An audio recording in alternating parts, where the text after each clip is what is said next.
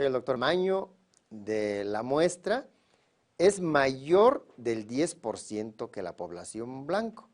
Y en este caso se requiere obligadamente hacer un ajuste de tal manera que podamos tener un menor número de niños a encuestar y que nos garantice una calidad de la muestra. El ejemplo consiste en señalar que, considerando la misma cifra de 384 niños, pero ahora en una población blanco de 2.120 niños. Si dividimos 384 entre 2.120 y lo multiplicamos por 100, nos va a dar 18.1%, 8 puntos porcentuales por arriba de la cifra óptima. Entonces, habría que reducir ese 8 punto porcentual y ganaríamos economía y no perderíamos precisión. Entonces, el primer ajuste que se debe hacer es utilizando el mismo parámetro, solo que ahora tenemos que ampliar utilizando la población con un indicador numérico, en donde la fórmula sería, como numerador, tomar nuevamente el número de niños y dividir esto entre la cifra de población blanco, utilizando el número 1 más la población blanco. Y ahí nos va a dar una cantidad de 1.18. Y si dividimos 384 entre la fracción de muestreo sumado el 1, nos daría 325 niños, que ya con eso se resuelve el problema de la cantidad de niños en el primer ejercicio que hicimos de estimación de la muestra. Suponiendo que después de este primer ejercicio de revisión de la muestra todavía quedara por arriba del 10%, tenemos oportunidad de hacer un segundo ajuste. No se recomienda hacerlo más de 3 veces, porque entonces sí perderíamos calidad en la muestra. Por eso es importante tomar en cuenta este detalle. No realizar el ajuste del tamaño de la muestra más de 3 veces, porque ahí está la clave. Si queremos un buen lote con información adecuada, debemos ser rígidos en el respeto a la metodología que vamos a trabajar para tener certeza de nuestro trabajo de campo. Seguimos ahora con los lotes, dado que la muestra exige tener un número adecuado para que el resultado nos permita hacer estimaciones correctas. La OMS recomienda que por lo menos se realicen 10 lotes, se construyan 10 lotes, en donde se estratifique la población por rangos.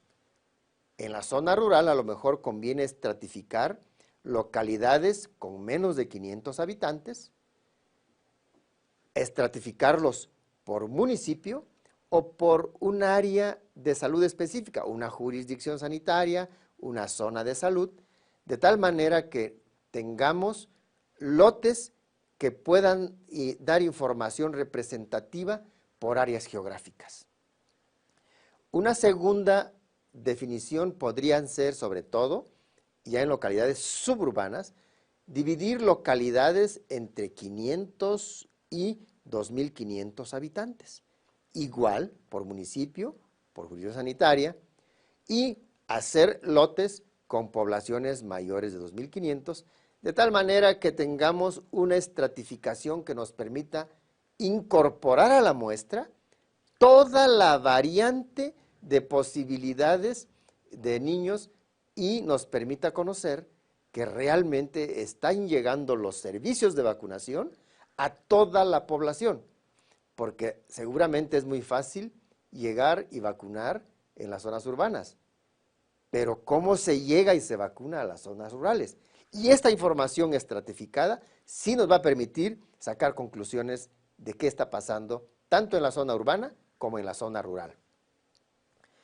Para calcular entonces el tamaño de la muestra ahora al interior de los lotes, dijimos que había que estimar primero lotes. Ahora, ¿cómo vamos a sacar la muestra en cada uno de los lotes? Si tenemos ya nuestra lista de 10 lotes y tenemos el tamaño de la población, podríamos ir definiendo por cada uno de los lotes cuántos niños tengo que visitar para aplicarles la muestra. Voy a poner el ejemplo de 3 lotes. Un lote de localidades menores de 500 niños en donde la población total de todas esas comunidades que yo agrupé en ese lote me da 4.500 niños.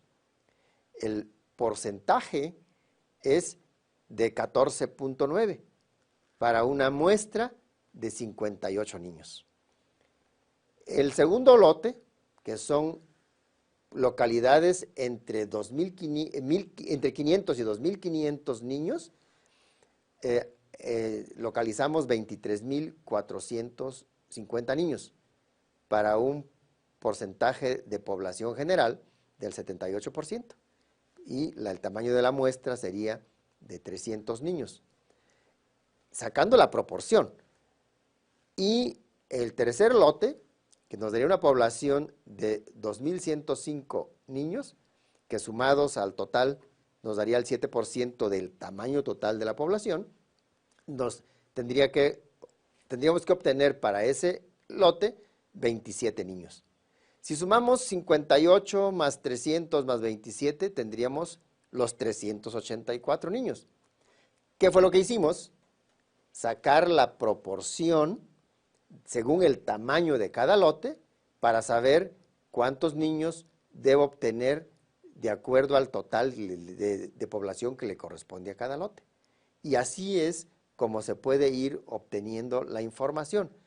Ahora, también, ¿cómo vamos a hacer la selección de esos niños? Ya tenemos ahora cuántos niños voy a obtener de cada uno que me corresponden para que tengamos esos 384 niños. Es obligado que tenemos que hacer una selección aleatoria para que tengamos una representación adecuada y tengamos una calidad en la selección de los niños que van a ser objetos de la investigación. Entonces, la recomendación es hacer una selección aleatoria simple y existen tablas aleatorias en donde es muy sencillo utilizarlas, no hay que inventar nada, ya existen esas tablas y es muy sencillo manejarlas. Uno decide, de acuerdo al número de niños que tengo previstos encuestar, sacar un número entre ese total de niños y arrancar en la tabla aleatoria con ese número y ya no seguimos buscando otros niños, sacarlos de acuerdo al número total. También el otro método puede ser una selección aleatoria sistemática, en donde el arranque uno lo elige igual a través de un número, se decide al azar la vivienda y ahí nos vamos levantando el número de viviendas que tenemos que hacer en nuestro recorrido. Para evitar un sesgo en el investigador, generalmente optamos por la selección sistemática, porque ahí ya se decide cuál es el número de arranque y tenemos el número que correspondería a el siguiente niño que correspondería elegir, para obtener ese dato, se divide el total de niños de la muestra que existen entre el total de viviendas que vamos a encuestar. Y así nos da un número que se denomina número sistemático. O sea, es el número que se va a repetir tantas veces en la selección de la vivienda, ¿sí? Se sortea ese número y tiene un arranque, y a partir del arranque se suma el número sistemático. Si el número de arranque es 7 y el número sistemático es 12, el siguiente número arrancaríamos en el 7 y le sumaríamos 12 al número 7 y nos daría 19. El siguiente niño a encuestar está en la vivienda 19 y así nos vamos sucesivamente sumándole hasta llegar al total del tamaño de la muestra que voy a encuestar en ese lote. ¿Cómo encuestar entonces ahora a los niños? Para eso dijimos al inicio de la plática que requeriríamos croquis. Los croquis nos permiten primero tener la certeza de que vamos a visitar la vivienda que salió sorteada. Si tenemos el croquis, señalamos en el croquis la manzana y en la manzana localizaremos la vivienda. Los croquis normalmente se trabajan por el personal de salud porque hacen sus recorridos para la vacunación normal. Entonces vamos a aprovechar ese trabajo previo que ya existe en las comunidades y utilizando y actualizando esa información podemos hacer el trabajo cotidianamente. Pero en todo caso de que ese croquis no exista en la localidad, existen organizaciones, en el caso de México, el Instituto Nacional de Geografía y Estadística, que cuenta con croquis en donde podemos obtener fácilmente esta información y es una ayuda muy importante para el encuestador. La selección en área urbana normalmente se hace numerando las manzanas en el sentido que recorren las manecillas del reloj. De tal manera que así tenemos la certeza de que ninguna manzana va a quedar sin encuestar o sin revisar, porque tenemos el seguimiento puntual y el número de cada manzana bien establecida. Esa es la recomendación más importante.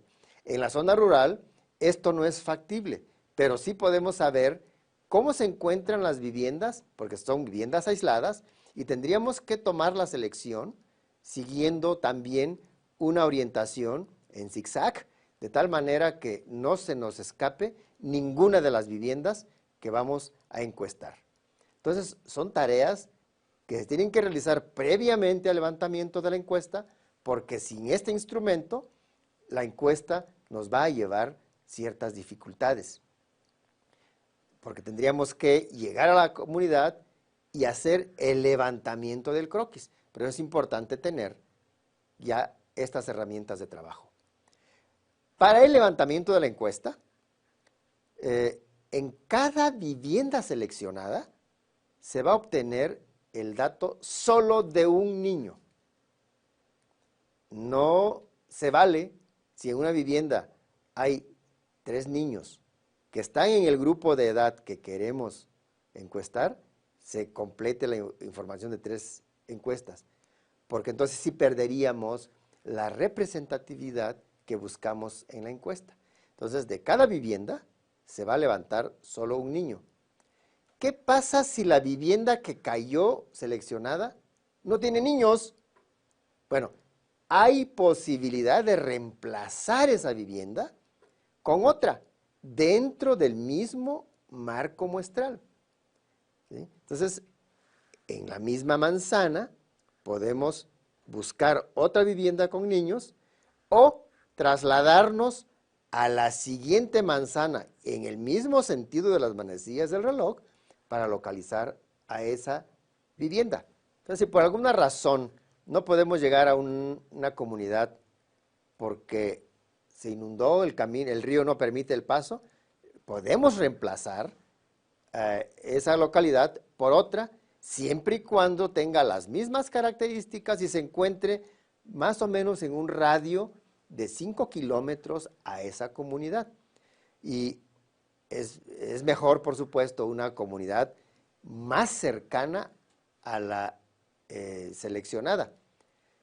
Y ello nos va a permitir no perder calidad en nuestra muestra. Para el levantamiento de la encuesta, evidentemente vamos a requerir un formulario.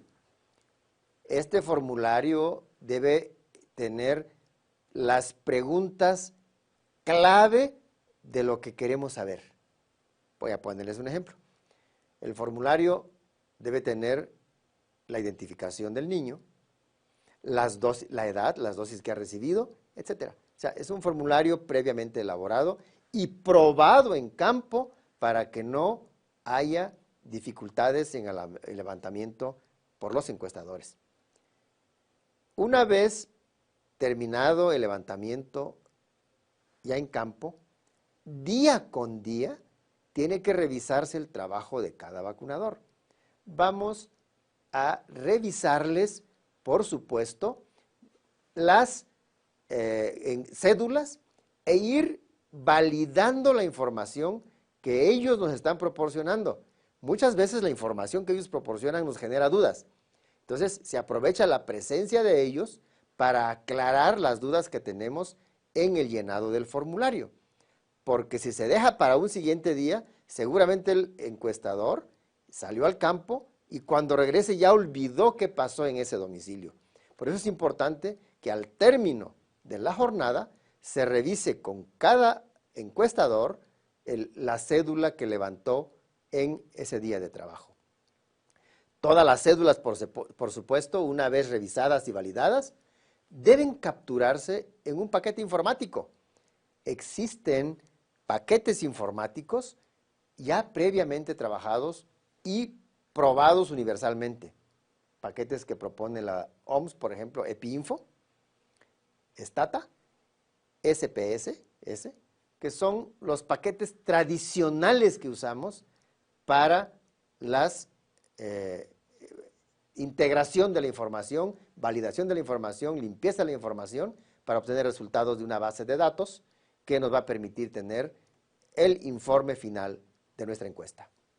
El análisis de la información, una vez capturadas las cédulas, normalmente proporciona lo que denominamos un resultado de cifras crudas, un resultado de cifras que no ha sido correctamente validadas.